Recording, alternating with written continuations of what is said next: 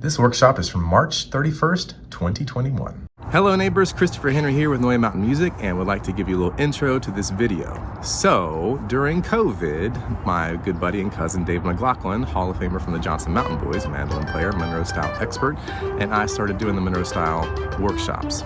We've done many different ones. We started out with Monroe style improvising, 1, 2, and 3. Each of those led to a 12-week course, which is available at noyamountainmusic.com.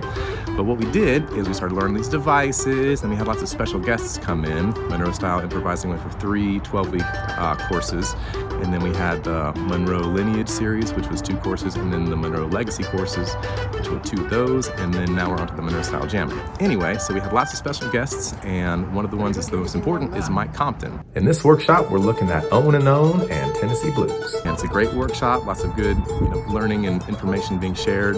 And if you'd like to support this free material on YouTube, please consider becoming a Noya Mountain Music patron at patreon.com/Noya Mountain Music. Oh yeah, and please consider liking, subscribing, and put a little comment into the comment section if you'd like to. That helps us all with our algorithms and bluegrass rhythms. All right, so without further ado, here is the Monroe Style Workshop featuring Mike Compton. You know, what we were doing with the Monroe Style improvising course is we weren't really, well, we did kind of towards the end of it, but we weren't going like super nuclear with everything. It was more about the devices and stuff. And now we're getting into seeing the deeper level of how Monroe's molecules work.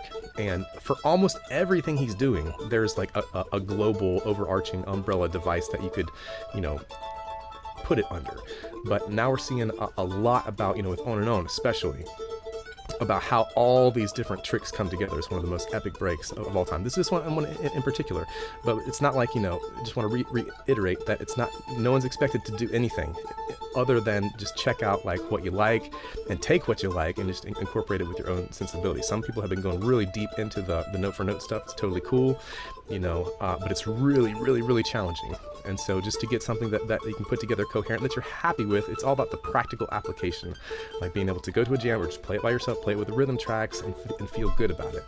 So just want to say that for all the new folks, there's never any pressure to like learn one tune, both tunes, like to be able to play it. We'll have the second hour that we'll all get to play and have some feedback and stuff like that. But just want to say there's no pressure on anybody to do anything. A lot of times with the Zoom meetings, like the light goes on, I'm taking a Shipibo language class, which is a Peruvian native language. And so I've been on the other side of this. It's like, pressure goes on everything. You just forget everything. It's like, what am I even trying to do here? But we're just trying to have a good time. And so I just want to open it up for any questions. If anybody's got anything they've been working on, they want a little focus on, just raise a hand and we'll get you unmuted. But while y'all are all thinking about that, just want to turn it over to David and just anything you want to kind of like free flow share about. To me, I think one of the biggest things that we're all kind of focusing on is like this journey from like note for noteville into like how do I flow, like how can I connect it all together. And of course it's just like tons and tons of practice, playing with people that are better than you, tons and tons of practice, listening all the time. But if there's anything you wanted to share with regard to kind of going from that solid intermediate level where like your mechanics are good, what you play sounds good, and then kind of getting moving into the next level, whatever that is. Any thoughts there, David? Yeah, one of the things I always think of is simplicity and minimalism is in itself a form of advanced playing, because the better we get, the less we desire or want to, and thus are able to play very simply. And like On and On, for example, there's all these cool recordings of him playing it so many different ways. But then I remember one time Bill and I were backstage at a concert in Illinois, Champaign, Illinois. And we played On and On, and I played guitar and he played mandolin. And this is exactly how I played it. Just want to say that some of the audio is a little hot. It gets a little bit distorted sometimes, so thank you for your patience with that.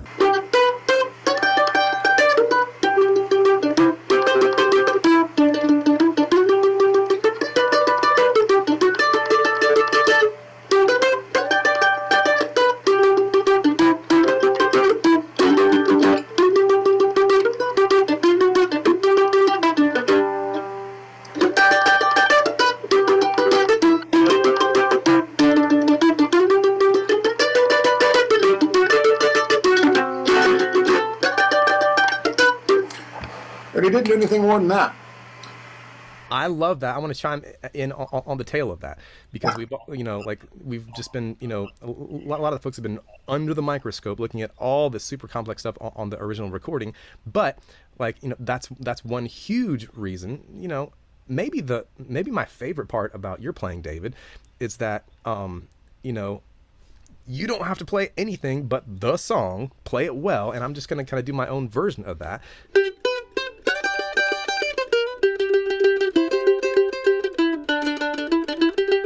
And see, already the difference between me doing that, it is like, because I'm not thinking as critically as I should, that's why I stop myself, to think about like the tone of it all. And so the reason that David does it and it sounds so good is because his tone is magnificent. Let me get wide in here.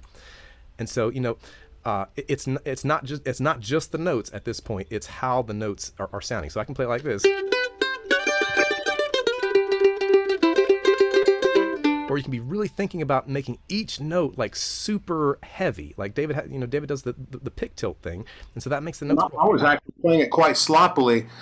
He played it fairly clean, but he just. I guess the point is, it was just a minimalist approach, and we were backstage. We were alone. Nobody else was with us. Nobody else was gawking and leaning over us.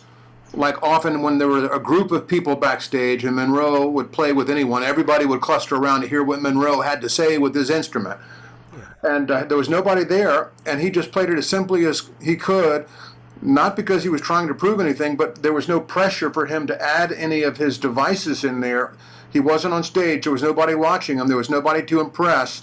He was relaxed, and he didn't try to do like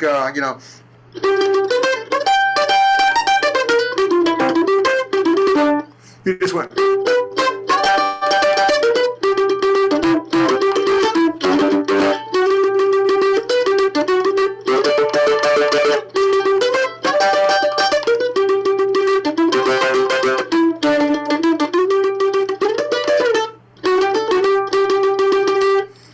Probably even simpler than that. It was, and he did that quite often with just about everything he played. He had just a simple way to get through it. And if I ever asked him a question like, "Well, why didn't you do like this lick right there?" He just said, "Well, why did I need to?" It's like, the thing is, he had all these devices and he could pull them out. And I guess the point of what I'm saying to for the students is that you don't. It's critical to learn all these devices and have them at your arsenal, but it doesn't mean you have to insert them at any given place because that's the way Monroe would have done it. Learn them all, be able to whip them out on the fly spontaneously, but then through like the exercises that Chris shows you, how to install any given single device and then make it the entire tune of that device itself. You can use multiple devices. You can remove devices. So this is a thing that I learned from Monroe. When I go up on stage and I don't feel comfortable ripping out a device I plan on throwing in, I just don't do it. I get through the piece the simplest way I can and try to play it clean. Because what I don't want to do on stage is I don't want to try a device that I feel too tired to nail or execute proficiently and cleanly. So even though I know a whole lot, I don't try to use them all, and I try to play it very simply, especially if I'm tired. Then I just abandon trying to use any devices and play pretty much like if I were playing on stage. I'd have no shame in playing it the way I just did. I would hope I could play it cleaner than that, but I would have no problem just keeping it simple without doing any arpeggiating devices or syncopated devices or little hammer-on trills or something. Another thing about devices is if you play everything really, really simple and clean the whole way through, and then you throw in a single little ornament, then it has greater impact. So you can be playing something like, I could play it like this.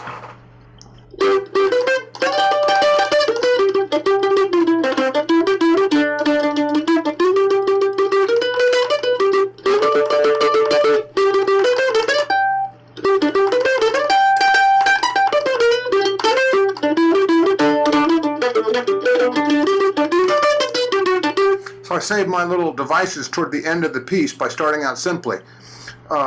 So stuff like that goes a long way. Absolutely. I love that right there. And so, just another thing that we're kind of circling around is that, we're playing the melody.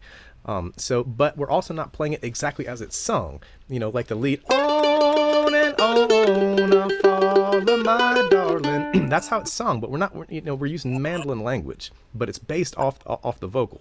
And so the vocal is actually harder to play like it's sung than you would play with normal mandolin language. And so, intuitively, as your years of experience develop, you'll kind of, these are just the kind of the low hanging fruit that kind of naturally, intuitively attach to the melody. And so, as we're moving on, thinking about each different song, it's like, okay, so Monroe he'd been the fox sound, watching the circle. He wrote the circle. He made it.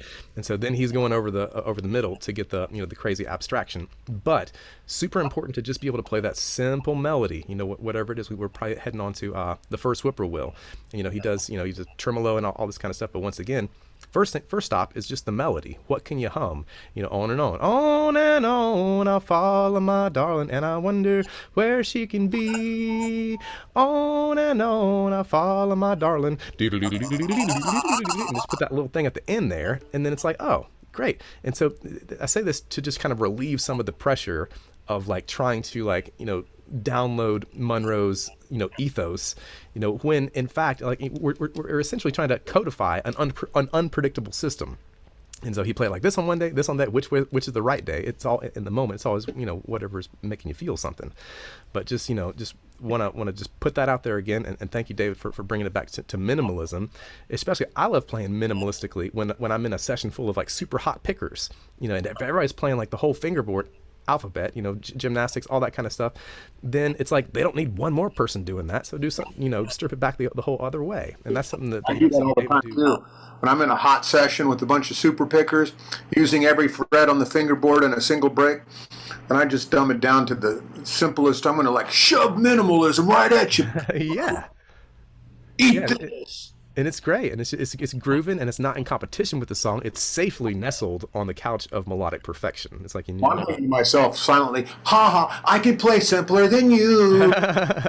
Yeah, and that's a funny, silly thing to say, to say and think and feel, but it's a real thing. It's just like it's the other end of the spectrum, which is like completely valid as like just trying to outplay the tune. It's like just play the tune, play it nice, nice rhythm, nice mechanics, maybe a little something at the end, and everybody's happy. That's a game you and I have actually played before. Like how few notes can we play the break and have it be recognizable as the tune that it is, or the break that it is? How few notes can we do it? Absolutely. I think it was James that put the design maxim, and he's all the good crossovers with the architectural stuff, but the design not being complete until everything is taken away. Not that there can be one more thing added or whatever. It's like, what can you take away that it's going to still hold the roof up, that it doesn't need anything, and you can't take anything else out. Most people are thinking the other way. What else can I add? It's just some subtraction. It's a great thing. So yeah, thanks for all those thoughts, David. What about maybe as a segue into talking about Tennessee blues? Would you talk just a little bit about, and this may be a little bit, we've gone over some of this stuff, but I think it's just worth touching on over and over again, the psychology of what you're thinking about while you're playing. Well, when I play it, yeah, the first thing I have to figure out is if I'm with a group of people playing Tennessee blues, I have to figure out if they're using the early arithmetic of the break. Mm-hmm. It's tricky, as we've or later arithmetic. And then if you ever watch Monroe's live shows of it, he would sometimes cut the A part in half before moving into the second section. And he would change his arithmetic. But he also quite often straightened the arithmetic up and didn't have that forward syncopation or leading into the next section. So sometimes he would make the tune very square. Most often in the early days, the tune was not square. So I have to get my head wrapped around like, okay, well, which way do you want me to play Tennessee blues? Or who am I playing with? Because sometimes I play with modern bluegrass people that make it very square, and then sometimes they make it, very crooked or contrived. It's very, very rare that I find someone that's actually studied Monroe and then play along with it. And then I have to figure out, are they asking me to kick it off? Then sometimes I'll kick it off the early way or the 1980s way. I have these different, different decades of Monroe in my head, and then and even if I kick it off a certain way, I have to hope the band follows those chord changes. Yeah, good point. This is one that keeps you on your toes. So once you kind of got that sorted out, and you're playing, are you kind of just listening to the inner sound? Like, what's your psychological profile look at that point? Like, if you could see your central processing unit, like what activities is it focused on when you're in the flow? That I'm not really sure exactly. But I think when I play if I play it by myself, I hear a swing, driving rhythm section with a good heavy front and backbeat. So I hear that in my head, almost like sock rhythm guitar. I used to play this with Monroe backstage or at his home or different places, and he always wanted to play guitar on this, and he would play like a sock rhythm, a real percussive guitar rhythm with it. Dig it. Yeah. So we're thinking about the rhythm, thinking about the pulse. All that's good. Yeah. And then you can do rhythmic stuff and pulsing on the mandolin if you can do that too. And you're a perfect person to demonstrate what I'm talking about. And then the piece can stand on its own with a mandolin with no other instrument with this pulsing backbeat rhythm. Yeah, absolutely. To get that chug going, and that's something that you can just get going by yourself. Thinking about that back 1 and 2 and 3 and.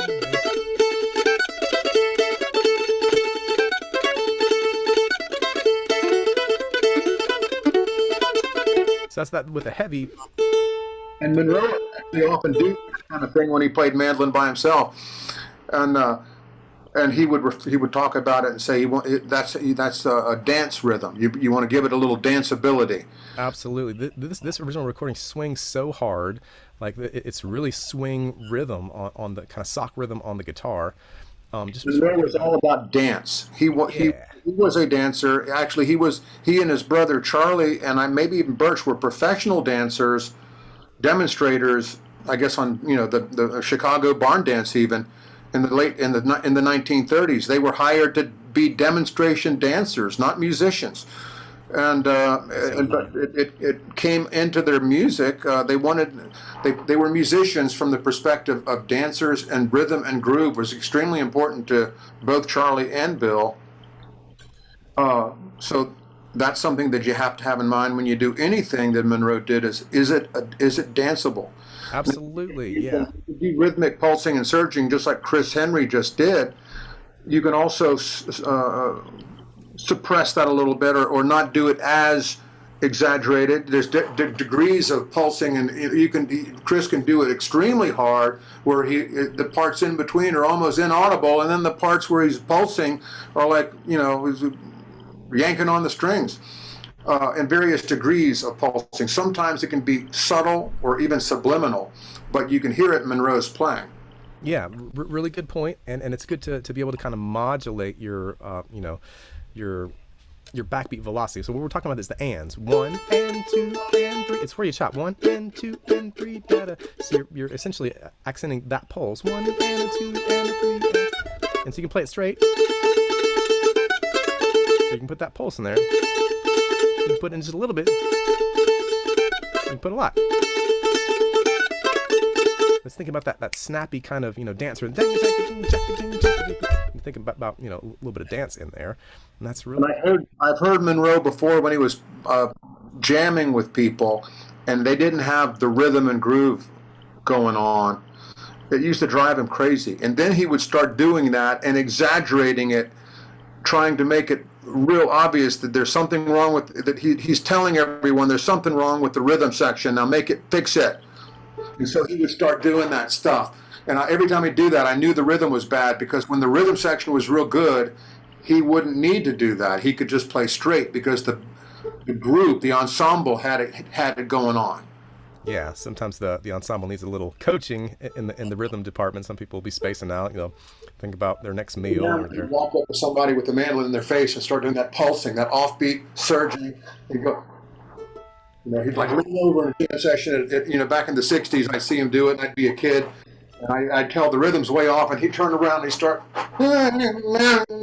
It's like what you do, but really, really hard. I saw one video of him playing Rawhide where the band completely, lost time with him, and so he's like, backwards on the beat, and so he just starts chopping like through the first part of Rawhide just to get people back on the rhythm. It's like, man, it's like, here's Bill Monroe, having his band on television, and he's having to like correct their rhythm. What a moment, but that's part of the gig.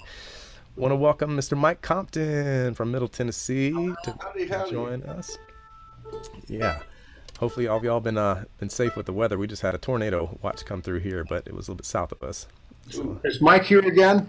yeah, he just joined us. Awesome. Yeah. And so don't know if everybody's He's not only one of my favorite musicians, he's one of my favorite people. I love it. Yeah, we're tickled to have you back, and thank you very much for your videos. For folks that haven't checked the Dropbox in a couple days, couple really great videos from Mike. And so you got Mike's videos, Dave's videos. This is stuff that the Dropbox folder doesn't go away. You can keep going back to it. That there's enough in there that you could really keep soaking it in at all the different levels. But Mike, we've just been talking a little bit about the because I think that one of the things that folks, solid intermediate level folks, kind of struggle with is the transition between kind of playing stuff from memory, from rote. And then kind of getting into the flow zone of where it's a little bit more maybe creative. And I was wondering if you had any thoughts or suggestions that might help people kind of expand their psychology, towards that goal of kind of breaking through into the advanced way of being able to control what you're doing, but still have like not have to be kind of married to like a certain arrangement. It's kind of a tricky thing to address because it's often something that develops naturally over hundreds and thousands of hours of playing. But any thoughts on that line? All right, can you hear me now? Yeah. Okay, we'll just go back to square one. To answer your question, without being verbose, I usually follow an outline. Once I sort of get a handle on what the melody is and how it lays out, I sort of make a mental outline in my mind of where everything is and just follow that. So it's and play. I guess some people call them target notes. I wouldn't say that I'm sticking real close to that all the way through, but make an outline in my head, just where everything stacks up, and try to follow that. And at least if it's not that way, it's sort of like a schematic or an abstract. I like that, yeah. Of it, it's like, well, it's the skeleton of the tune. Okay, yeah. That's kind of like what I was trying to say earlier with the Tennessee blues. It's like I have to think about like if I'm playing like Monroe would have played it. I have to get it. First of all, I have to think, what version of Monroe's Tennessee blues do I want to play? There's so many different ways he played it. Yeah. So that might depend on what group of musicians I'm with. If I'm to lead the session and I'm with advanced people that know Monroe, then I might pick like an earlier version of it, but I might do like a 1980s version of it or something. I have to figure out what I need to do. Yeah, it's a lot easier to improvise off of that outline, instead of just having to follow something by rote. Learning it by rote, it's a little bit quicker for me to learn it that way and just take all the different pieces of it I can get, and I can get it in faster. But after that, once it's there, then I can just, okay, well, it goes like this, like that, and like that, and just follow that. I can improvise off of that easier because at least I know the layout. Yeah. So I like that idea of, because I think one thing that we all kind of encounter at some point is like, okay, I wanted to be creative. I'm in the middle of being creative. I'm not sure how to get back to anywhere. But having some of those target notes or anchor notes can kind of like within this schematic, it's like, okay, this lick will either pass or fail, but I know that after that I'm getting back to this location. I heard Monroe down in Livonia, Georgia, right after I had first started going to festivals, playing Rawhide on stage. And whenever he went to the B part, I mean, he knows the tune, right? Right. When he went to the B part, he hit it a little bit sharper, flat one. I couldn't remember, and I don't think he was paying attention to to what he was doing, because from there, he didn't get back into the one chord, back into the C, until it went all the way through. Oh wow. Section, dun dun dun dun dun dun dun dun dun, dun, and he knew where C was, but he missed everything else. Oh wow. Yeah. I'd love to hear that. Yeah, the rhythmically it was right. Uh-huh. As if he were in the right spot on the fingerboard, but he must have played everything from here to there trying to find it. So even though a little slip can get to Big Mun himself, but being able to. You didn't like that. So I'm not sure that everybody's seen your video on and On. Was that from 67? 64, excuse me. Yeah. So I'm trying to remember who was in the band at that point. I think best I remember sounded like Pete and Pete Rowan. Pete Rollins might have been in the band at that point, and Richard Green. Best I remember, that's my recollection of it. That was a great band. They really challenged him to keep being Bill Monroe. Pete told me that Bill played the weirdest stuff he's ever heard in his life. Yeah. I just think, coming from Pete, that's saying something. Yeah, exactly. It got a couple of psychedelic bluegrass boys, or budding psychedelic bluegrass boys, Richard Green, and it must have been in the air. Yeah. And so what might some of your thoughts be with regard to where this was in the evolution of how you play On and On? Goodness. Well, he had started kind of really getting out on a limb right after they first wrote it and recorded it. Late 50s, there was some stuff where you could tell it was starting to just get to be a study for him, to just see how far out he could push it. The outline was a lot the same, but it seems like it came through it. After a while, it came through in sections, and maybe on the first part, he'd go into it. That was a lot, sort of the same.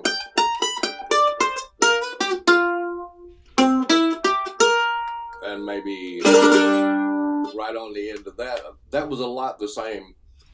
I've got about 10 different cuts of that, and that part is a lot the same on every one of them, although they're all different. And the next section, up through there, that was different through every one of them. It's like, okay, now next piece. Yeah. When he gets here,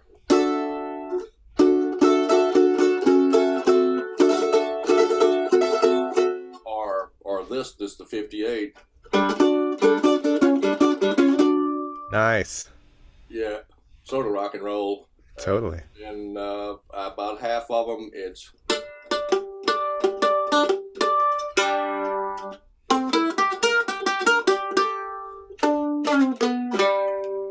all of that part. So cool. In the 58 one, it's so he's playing chimes at the 5th fret instead of the 12th. Okay, very interesting. Yeah, I was wondering if for a while on the original recording, I was thinking he was doing those micro chimes, but then I thought he probably wasn't. But it's cool to know that he was doing them down the road. Yeah, it took me a while to figure out what I was hearing. Way down. Cool. There. Yeah, cool. So that's the A and the D at the 5th fret. I think it was. No, the G and the D, yeah, or the D and the G. And then just that many.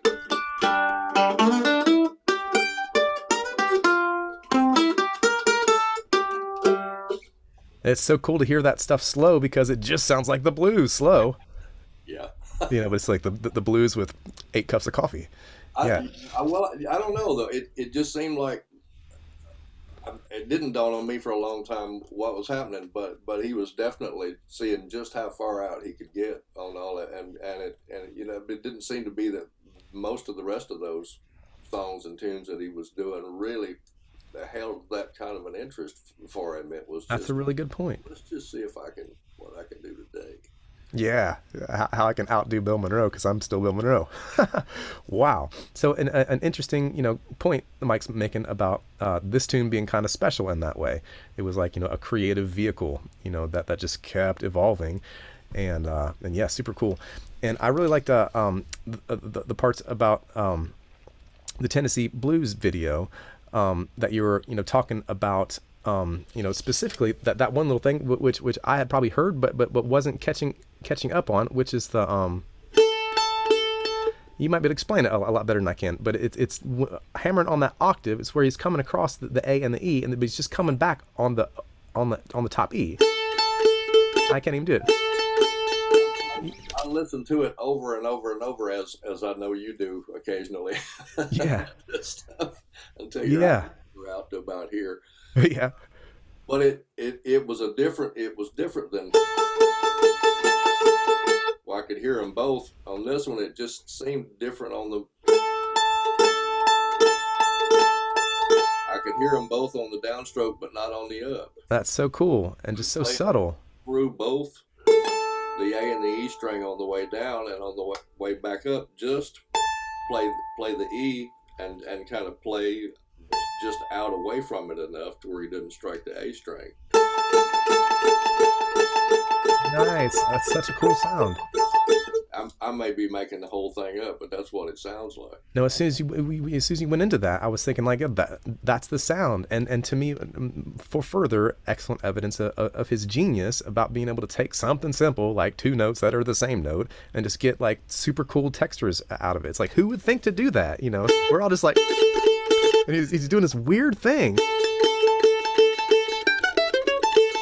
I can't even do it, consistently, but that's a wonderful grab out of there.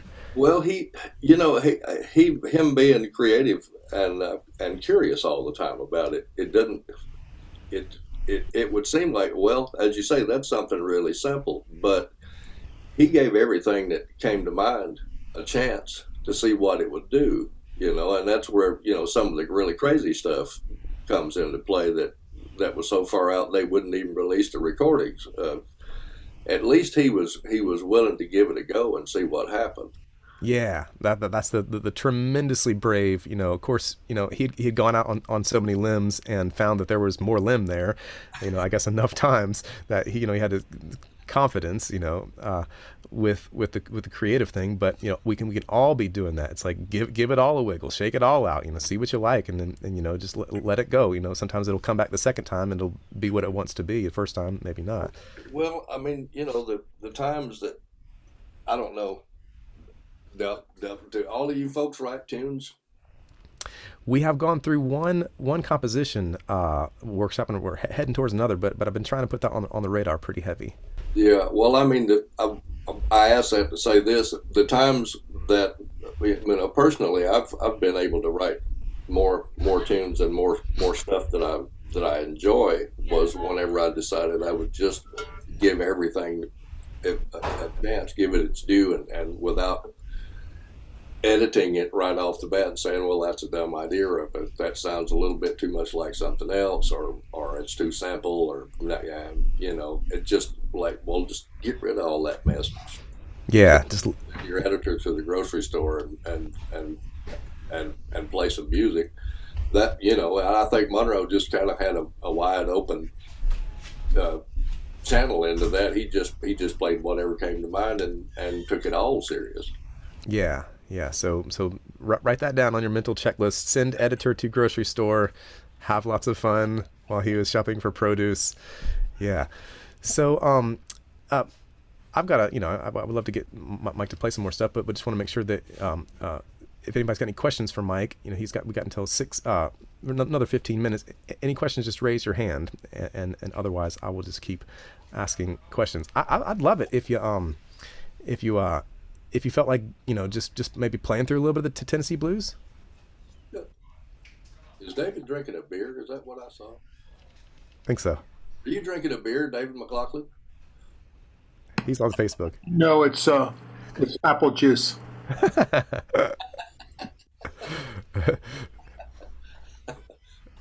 there's minors here, you know.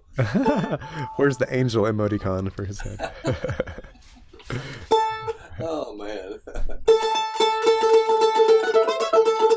Where's Clyde Moody when you need him? Right? Doom jack, doom jack, doom jack.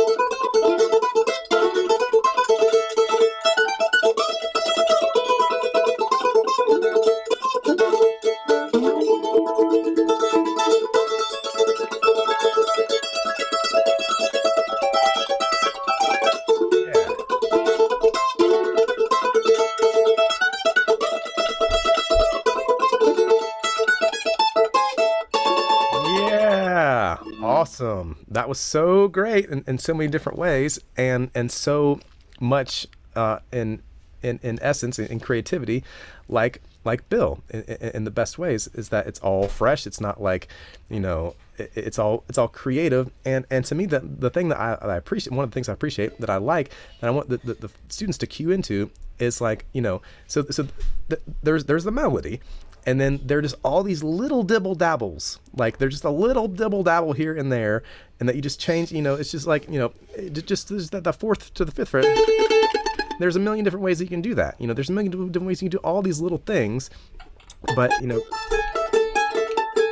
that's awesome. The schematic, and so like it wasn't just the same way every time. It was finding different registers for all those different elements to flow, and with this beautiful, like it's a really nice tempo, because it's not a breakdown, and it's not really, it's kind of upper medium, but it's just on this nice kind of threshold between well, it's not fast, but it's just like right under fast with the swing. So much good stuff.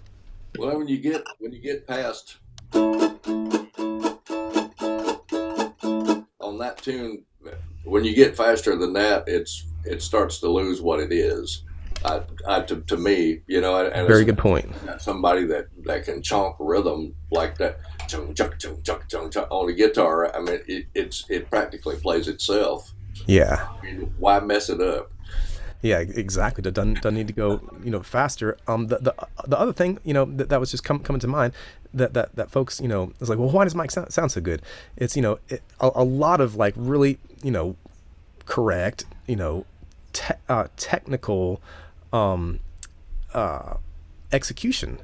So like all the notes are getting like pressed down hard enough, like no buzzy frets, like every note you can hear, all the nice balance between the downstroke and the upstroke, everything not necessarily manicured, but like, appropriately, because every note doesn't need to be like extremely explicit all the time, like some of those nice little slurs and all that kind of stuff, but it's all carefully, crafted over many years. It's just in his hands, but everything's totally legible, you might say.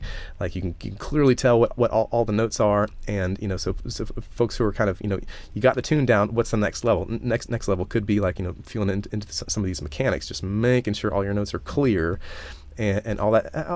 And anything you might tell the folks with regard to, practice exercises you recommend for this kind of thing, like kind of cleaning it up a little bit? To me, the whole driving thing behind that one is that right hand just staying da da da da da da da da da da da da, super steady. The hardest part of it to me is to keep that groove going and move in and out of it and stay even. I mean, yeah. Just practicing doing that to where it sounds like that every time you play it is. I mean, that takes some doing anyway. To just have an attention span long enough to keep doing that. Good point. But the notes fit into that groove different than they did with the way Bill used his right hand later on. It's just a different kind of a feel. But I mean, that's something very specific that you have to get a whole grasp. I'm waiting for somebody to do something else with this, the last part. I mean, there's got to be more stuff in there than just I mean, I bet you could think of probably 15 things off the top of your head that would be. Well, I'll think of stuff and try them, and then be like, not sure if that gets the gold star or not. So I'm still looking for it. I don't sure. Yeah, I don't sure.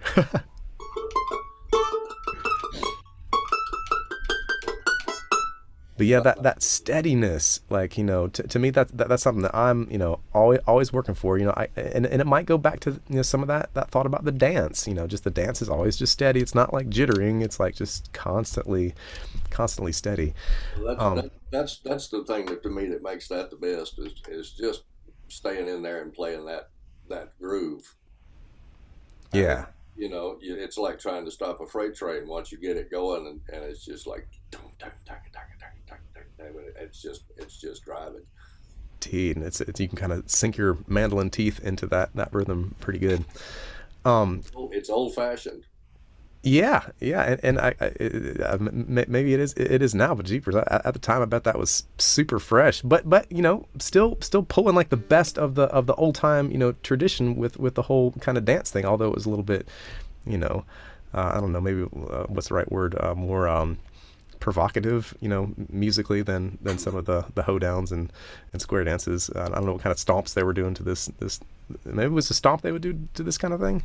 I don't know. Well, I mean, Bob Wills was real big back in them days, and I'm just wondering if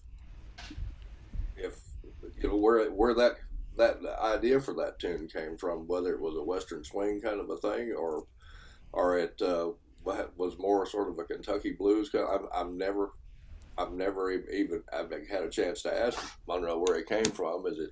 Yeah. Where's the source for that? Because it was a little bit different when it came through. It was a little bit different than everything else that was being played. Yeah, different from all the stomps he wrote, for sure. Yeah, and pretty unique. I can't think of another one that was kind of in that same vein. Any questions for Mike? Anybody want to ask a question about any of these specific tunes or anything in general? Because I would love to just briefly touch on that, and on. Like, people play it many different keys: G, A, B flat, maybe higher than that sometimes. Anything you might relate just about, kind of how to process that, from a, kind of intermediate level, like, okay, I'm good in G, like, how do I, even think about going to like A or B flat with it? Well, Bill's got a version of it in A, but it's all hammers. You know that one? Yeah, I think so. Yeah, was that where you? Practically impossible to, unless you got it memorized to keep track of where all those hammers come in. Indeed.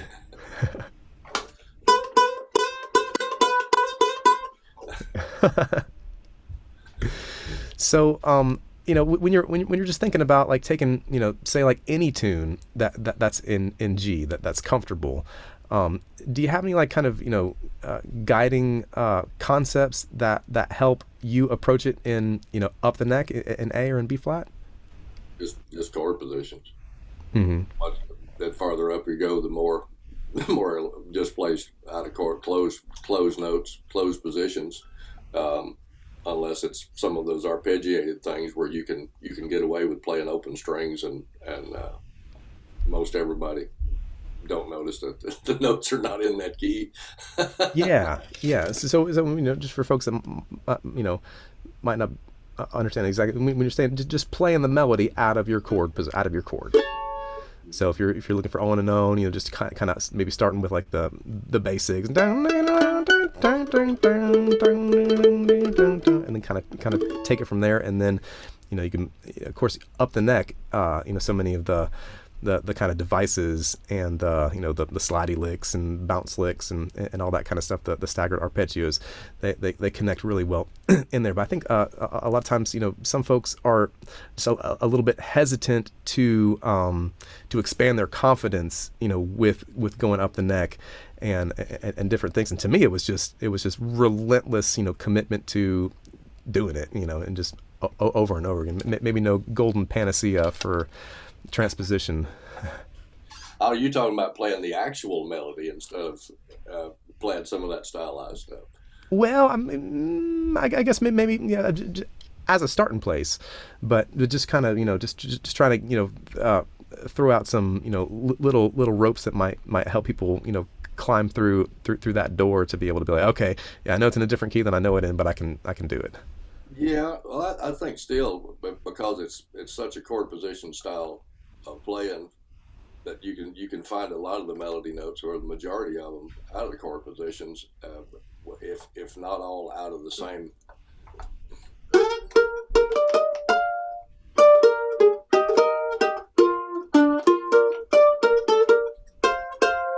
Yeah, you can find them right there, all under your out of that position, anywhere you go on the deck, and it all going to work the same way. Yeah, absolutely. And then with some of the like the slidey licks, for instance, just like we kind of call this the basic slidey lick, or in B flat. And so right there you got all your notes of your arpeggio, so like the melody's going to be in there, Okay, I got a question. They were all played out of chord positions originally, and after, I mean, maybe that's not an obvious answer if you've just started learning how to do it, but yeah, after a while that's where they all are, and so just look within the same framework, because eventually, even if you just play over them and mess up a whole lot, or your fingering is awkward, what's going to happen eventually is your brain's going to say, okay, dummy, that's not the best way to do this. And you'll end up playing the correct fingering, because it's just the shortest way to get from point A to point B. And it's what's the most comfortable. But it'll make sense. The main thing that'll happen, but you'll start associating those phrases with a shape or a series of shapes that lock together, and you'll be able to see it in your mind. Okay, so he's going da da da da da da da da da da da da. You'll be able to play it without having a mandolin in your lap.